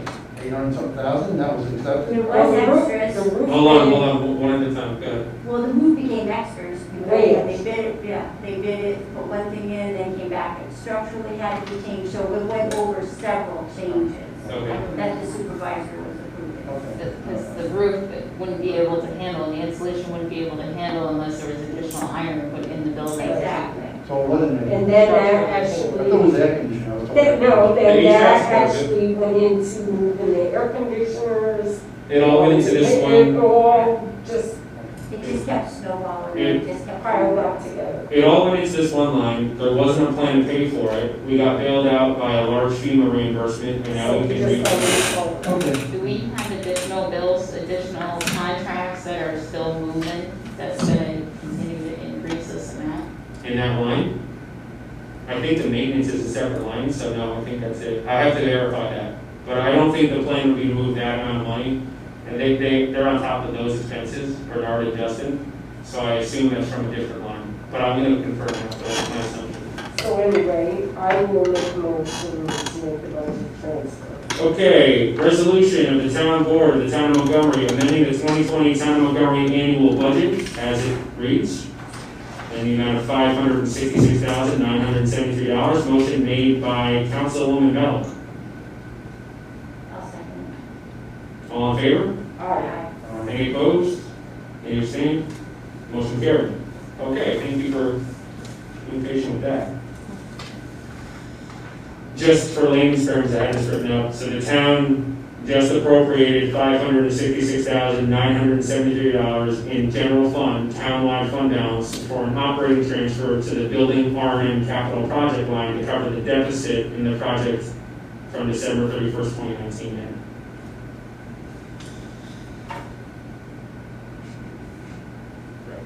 Okay. This was brought in by Councilwoman Brown, resolution of the town board of the town of Montgomery with regards to scheduling of town board meeting agenda items. I'm going to read this whole thing because it's not terribly long, and I think we have some points, and I know I have some points to try to hit.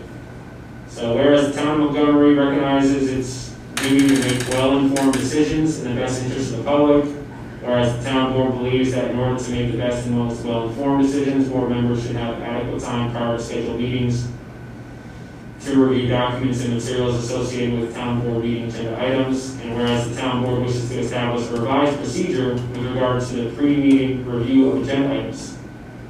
So the first is, all documents relevant to any agenda item for a regularly scheduled town board meeting or work session shall be transmitted to the town board members by the close of business on the Monday immediately preceding a Thursday meeting. My only question to that is, when I have to, and I will have to put late minute items on the agenda, can I still do that? Well, that's, Do you want to read them all? I want to do it one by one just because I think each one's going to have its own discussion. Okay. well, the 4 and 5 come into play here, for the regular meeting 5 will come into play. The town board may waive the procedures established by this resolution when issues of the public health and safety are discussed and acted upon. Now, what if it's just a timing issue and it's not health and safety? Well, that's when the board has to decide what they want to do with this resolution. Yeah, that's what I'm saying. Okay. All right, let's go to the next one. I'll return to that one. All proposed resolutions required by any agenda item shall be received 2 days prior to a scheduled town board meeting or work session. With respect to matters for which the prior action of the town planning board or zoning board of appeals is required, prior to town board action, the finding statements and/or approval resolutions or documents of such board shall be provided to the town board members at least 7 days in advance of said matter appearing on the town board meeting or work session agenda for a vote. These procedures shall not apply to special or emergency meetings of the town board when issues of the public health and safety are discussed and acted upon. And again, town board waive procedures if it's to do with public health and safety. I'm honestly okay with all this except for limiting it just to public health and safety. There's just a bunch of different scenarios that could exist separate from public health and safety. And I know if it's too general, we could abuse it and the spirit of what you're trying to do won't work. But I don't think as is, it's feasible. That's just my 2 cents. I don't agree with number 3. Yeah, I don't either. Okay. Or number 1, actually. I agree with all this to the point where in a perfect world, everyone should have as much time as they could to review documents. I think legislating it in a resolution isn't realistic, and it could hurt the process a little bit by not being able to do this to the board and other people when we need some time to catch it. So, How so? because I think some things just are going to come up that aren't, you can't define as public health and safety, that we should be able to have the flexibility to say that's important, we should vote on that tonight. Okay, so help me understand how by pushing things through, or by saying that something's coming up, Yeah. okay, and it needs to be put on the agenda, how do we do our job as council people, as elected officials, all of us up here that all ran for public office, that are all representatives of our constituents, how do we have the time to properly research and talk to the consultants and talk to the attorneys and talk to our constituents that we represent? If things come up, we need time to do that. And that's what this resolution is suggesting. I mean, the Medline finding statement is where it originated from. That was 61 pages. That got emailed at noon, and the vote was called at 6 o'clock at night. It really had nothing I don't know, get any. Actually, however, Hold on. Go ahead. that Medline finding statement, did you read it, Cindy? Did you read it, Sherry? Not the whole thing. Okay, I well, don't agree with that. and Ron, you said you didn't read it, but the vote was Not at the called. time. The vote was But it wouldn't called. take me a week to read it. No, but, okay, so we'll go on that topic then. So- If it takes a, okay. Well, I wanna understand everybody's concern. If you My said that it concern was wouldn't like- take a week to read it, but it was 61 pages.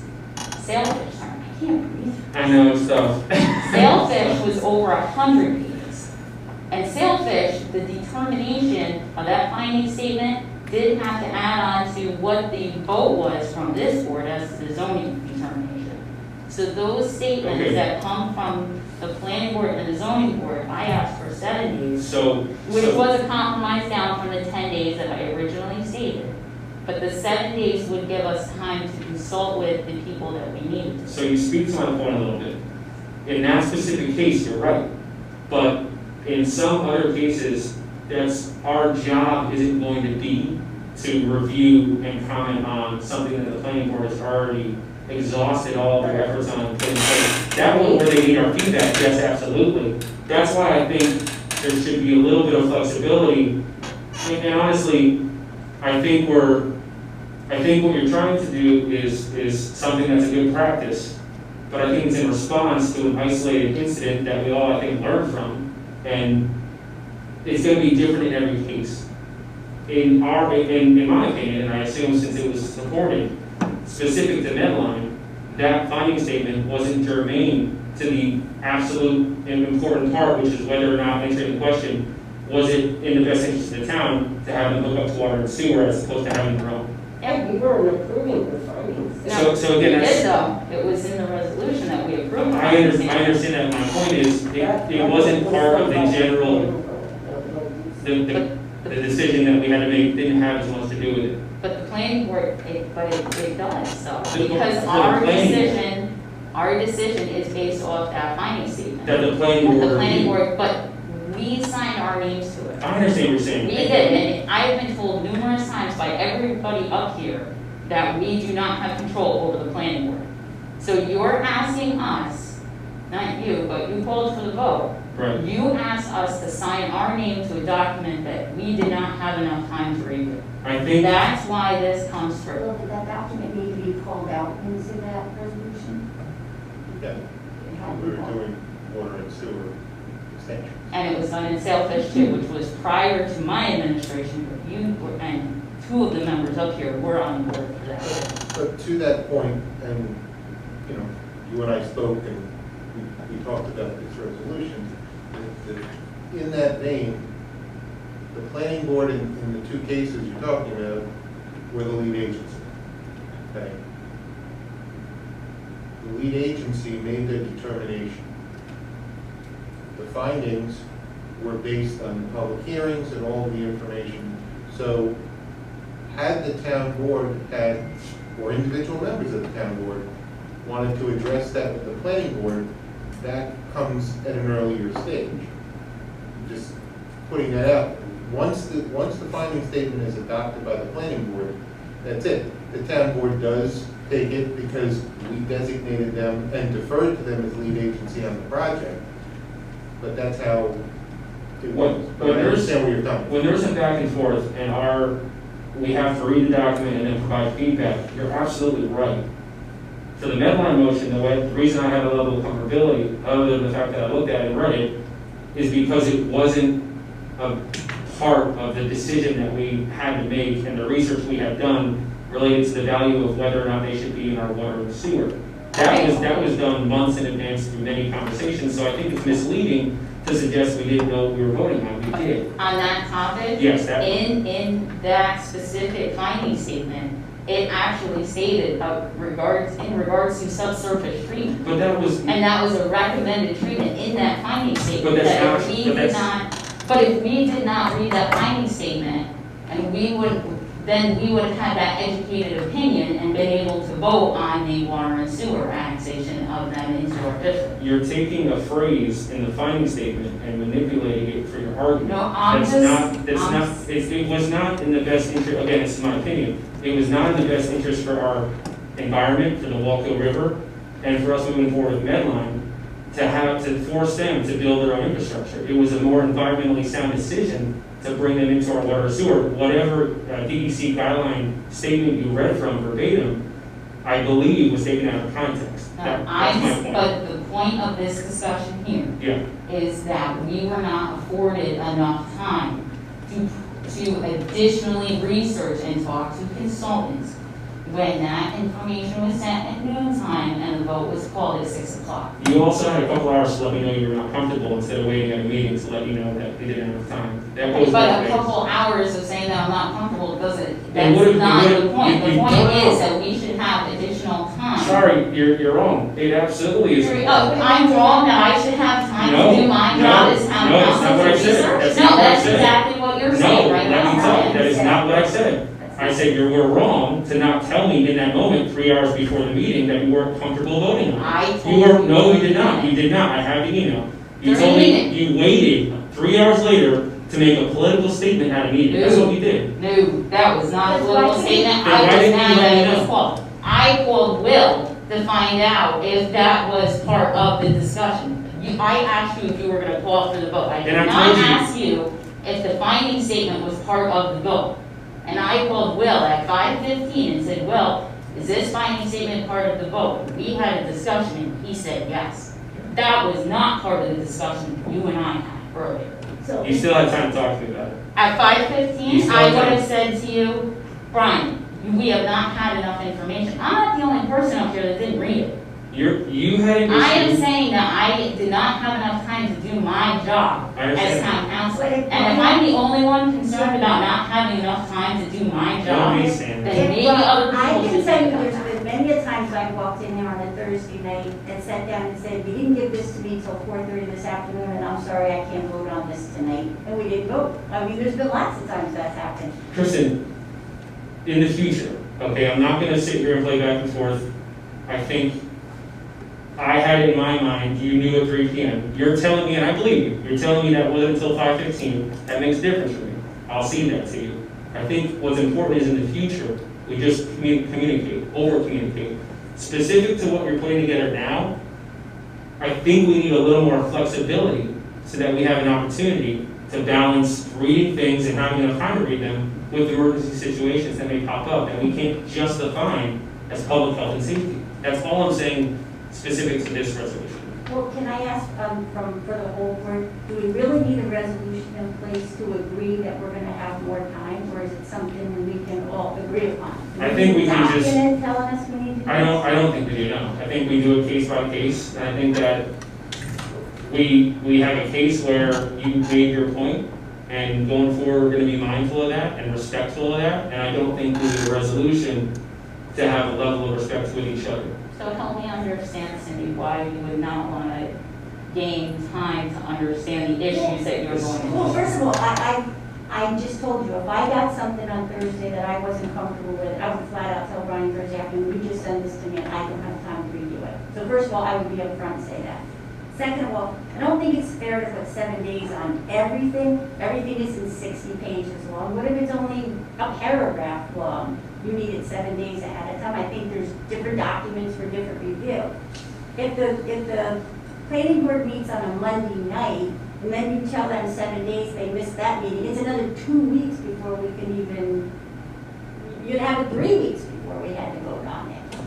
So, I mean, if anything, I would say, maybe if you gave the planning board till Tuesday at 12 to get it to us, why wouldn't that be enough time to review it? But again, I don't think we need a document in place dictating us. I think just we need a working relationship with Brian to say, make sure we have enough time to review this stuff. That's my opinion, it's up to the rest of you, but that's So my if opinion. you get a document Tuesday at noon, regardless of the size, right? I played out this timeline in my head since Sherry sent the email. If I get a document Tuesday at noon, doesn't mean that I'm gonna open it, right? I mean, we all have jobs. This we, the four of us, are part-time council members. So we have, it doesn't mean that I hear it come through at me. So if I open it at 4 o'clock, I say, oh, okay, well, I don't fully understand this project. I need to call Fred Reichel because he's the chair. Fred has a full-time job, so I can't get a hold of him until Wednesday afternoon. Okay, so why So not I'm say- not done yet. So Wednesday afternoon, I get a hold of Fred Reichel and say, Fred, I don't understand how this project was put together. He said you need to talk to Andrew Featherston, you need to talk to Will, you need to talk to Rich Wood. Okay, so now we're on to Thursday. So Thursday, I finally get a hold of the additional consultant, and Thursday night is going to be the call for the vote. So I don't, that does not give enough time. That does not give enough time to fully come up with But why a don't you solution. tell him that? Why don't you tell him on Wednesday you haven't had enough time because you haven't gotten to everybody? Because how do you know where you're at in the process? Let's go, we're gonna talk past each other there. I think I would reiterate my point. Not every single document, planning board document or finding statement is gonna be something that we absolutely need to weigh in on as much as other documents. It's not. It's just not gonna be as germane to the decision that we're going to have to make that evening. So I think we can take it case by case and figure it out. I don't think we need to legislate this. I think it's a good practice to say, hey, we ought to have this policy where in every single way, we should make an effort to give a week's notice. We should. And moving forward, unless it's an emergency, and again, I don't know what type of emergency, we just don't know. Things pop up, things happen. We want to give ourselves that flexibility to be able to act on it. So what's going to be constituted as an emergency? We'll have to determine that. Is that going to be an emergency of, oh, I got to get this through because the applicant is pushing me and I need to get this approved by the board, so I'm going to get the additional information? I think you're hitting some points that merit discussion, right? I don't think there's this line of good and evil of you have to protect the town and you have to you can't give any respect to the applicant. You don't want to develop that reputation in the community of a community that wants to bring in the right type of development, no matter what type it is, that you're going to just create roadblocks for applicants. To be able to work with an applicant and do something that benefits the applicant, it can also benefit the town and our future development as well. So I asked you this, and I expect honest answers when I ask questions. Have you watched the planning board meetings recently? I have, they're online. So have you watched when the applicant has repeatedly changed information or changed dramatic things about the project and submitted information to our planning board at 4 o'clock, and you see members of our planning board sit up there and say, I didn't eat dinner because I just got it at 4 o'clock and we need to vote on this tonight. What does that have to do with us? You just said this. You just made a statement about how we are This board, not jeopardizing. planning board, this board, our board. You just made a statement about how it's putting the developers in a bad spot because we're asking for the information. That's not what I said. All right, then repeat your statement of what you just said. I said we should speak generally and get over this narrative that's out there. Like you have to be on one side and be against the applicant, or have to be only worrying about the town. My point was you can worry about the applicant and worry about the town, and there could be a happy medium, and it should work out that way. But we need to work with the applicants. The applicants need to work with us, and that's what I'm stating. They're not.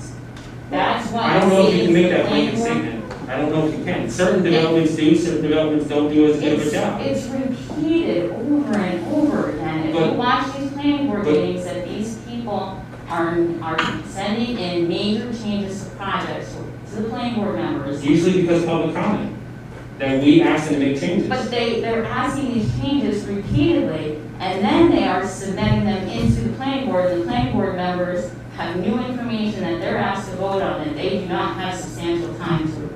I repeat, what does it have to do with what we're So talking they're about? gonna stop that? No, this is setting a good precedence for them too. I think as a And general, I got this information from another town. So I got this from the town of Warwick, I spoke to Will, and I know because my husband has been in front of them many times in the past. They have a 2-week window for their planning board. If information is not sent to the planning board 2 weeks ahead of time, they're not put on the agenda. That is putting it back on the applicant to do the right thing. by the town. That's what I'm saying. I'm not saying that it's the residents and the applicants, the residents and the developers. I'm saying make the developers to a higher standard, so that way we can do our job to ensure that we're protecting not only the residents, but everybody. That's what we're elected for, and that's what I got elected for. I don't know what you guys stand for. That's a public resolution, I still don't think we need to lock this board.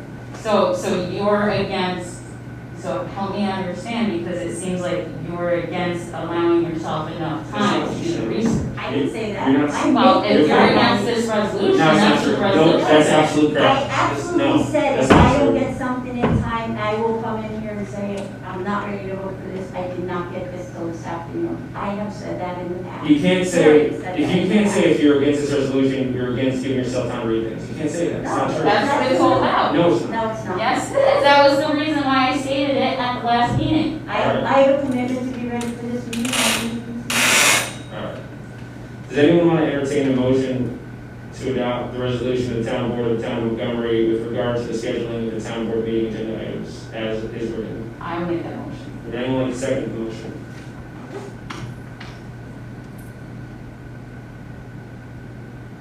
Last call for anyone who would like to second the motion.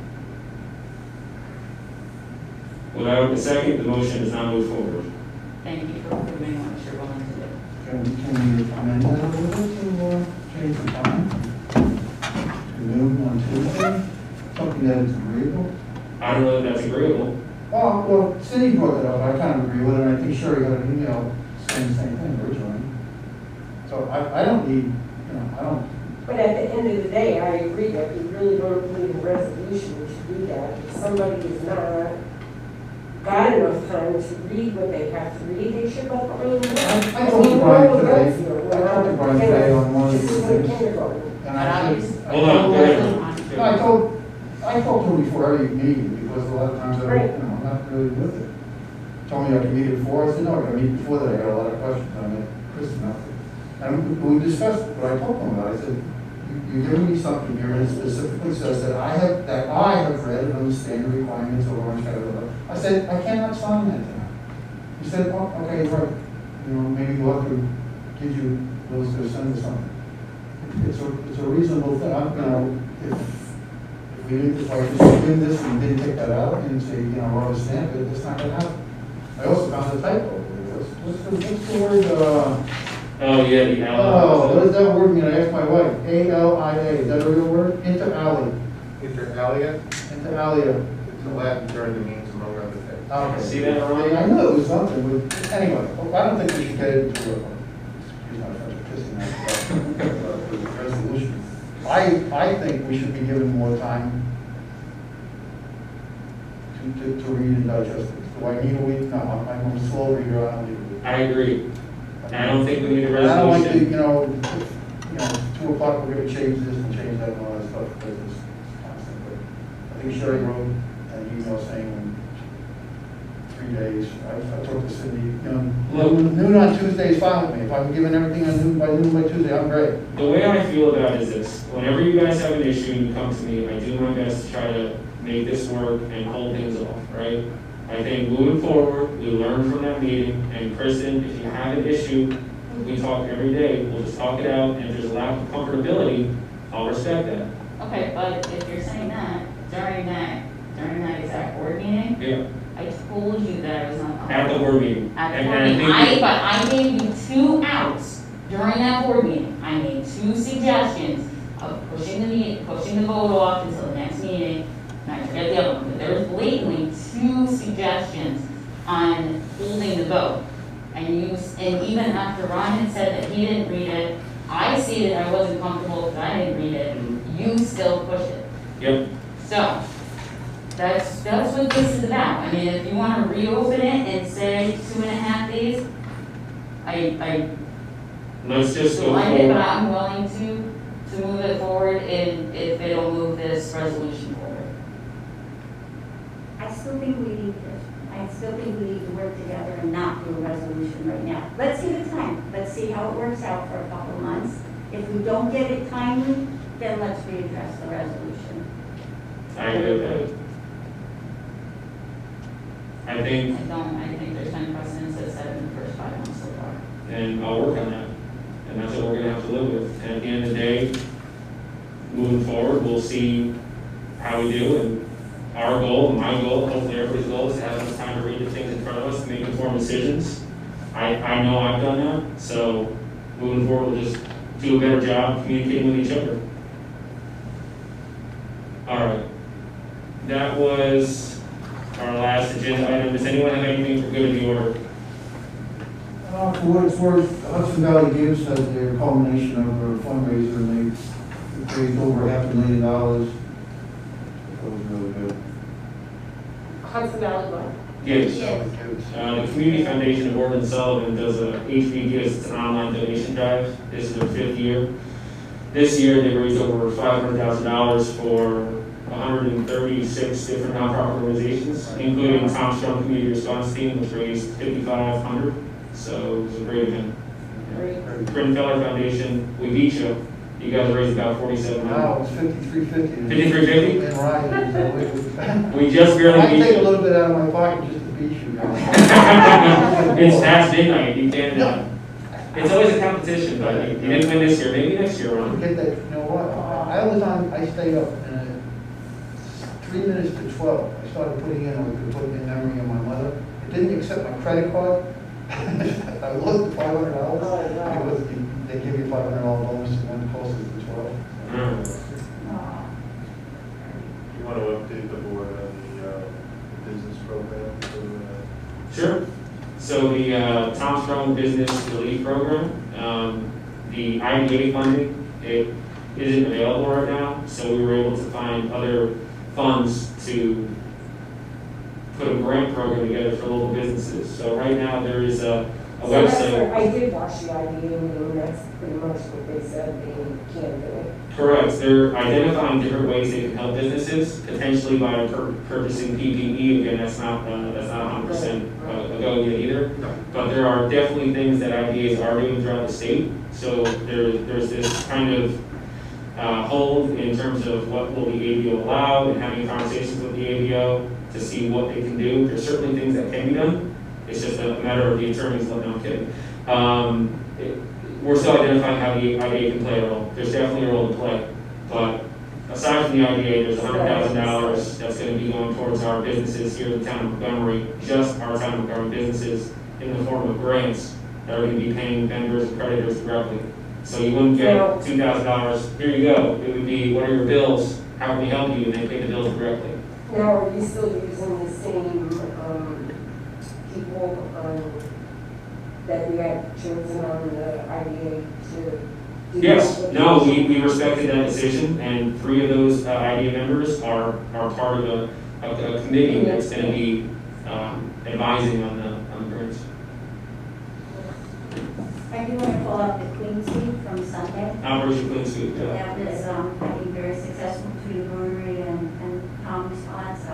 I had many coworkers of mine that participated. I think it was really a great event. They all were very happy and it went very, very well.